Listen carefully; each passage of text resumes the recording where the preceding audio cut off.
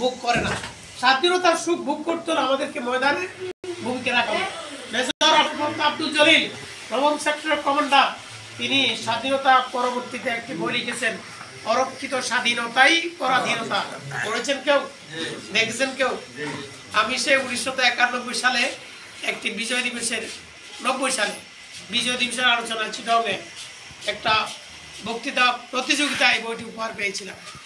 আমি যা দেখেছি, তিনি তার বক্তব্য লিখার কারণেই বাংলাদেশের তখনকার যারা ক্ষমতার মস্তকে ছিলেন তারা বুঝেছেন তিনি তো প্রকৃত সত্য প্রকাশ করে দিচ্ছেন।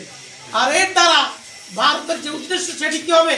দুলিশাত হয়ে যাবে, যার কারণে সর্বশেষ তাকে আর মুক্তিযুদ্ধ হিসেবে সম্মানিত করা হয়নি।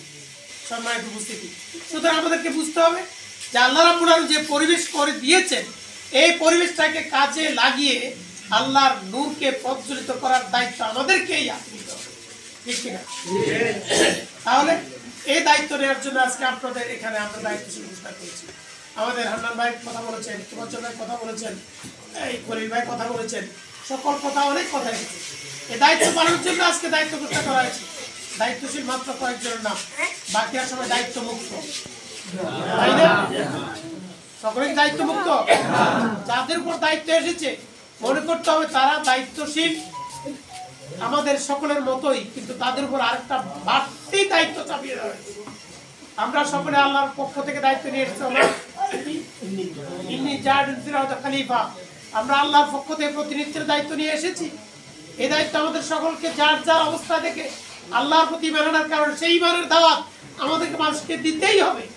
এই দায়িত্ব গতানুগতিক আমাদের উপর দায়িত্ব আছেই, এই দায়িত্ব আমরা পালন করবো। কিন্তু আজকে যাদের উপর দায়িত্ব দেওয়া হয়েছে, সামনে যাদের উপর ওয়ার্ড ভিত্তিক দায়িত্ব আসবে তাদেরকে আল্লাহর দায়িত্বের পরে এই দায়িত্বটাকে আবারও আমাদের উপর চাপিয়ে দিয়ে আমাদেরকে জবাবদিহিতার কাঠগড়ায় দাঁড় করাচ্ছেন বাংলাদেশ জামাত ইসলামী, ঠিক কিনা? তাহলে আল্লাহর দায়িত্বের জবাব দেবো কোথায়? আখিরাতে। আর দুনিয়ার দায়িত্বের জবাব দিতে হবে কোথায়?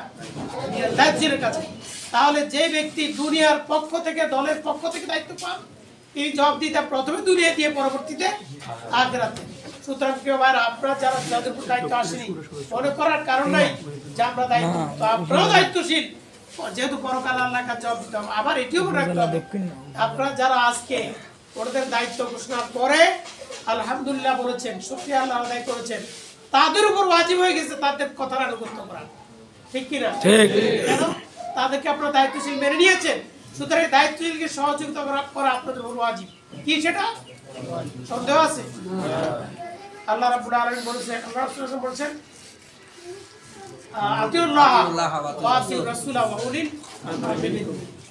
আল্লাহর আনুগত্য করো, রাসূলের আনুগত্য করো, এবং তোমাদের উপর দায়িত্বশীল যারা তাদের আনুগত্য করো। এটা কি ওয়াজিব? এটা ক্ষেত্র বিশেষ ফরজ, এটা ক্ষেত্র বিশেষ কি ফরজ। সুতরাং এই দায়িত্ব যাদেরকে দেওয়া হলো তাদের দায়িত্ব যেহেতু আপনারা মেনে নিয়েছেন, আপনাদের সকলের উপরে দায়িত্ব পালন করা, সহযোগিতা করা সকলের উপর ওয়াজিব। আমরা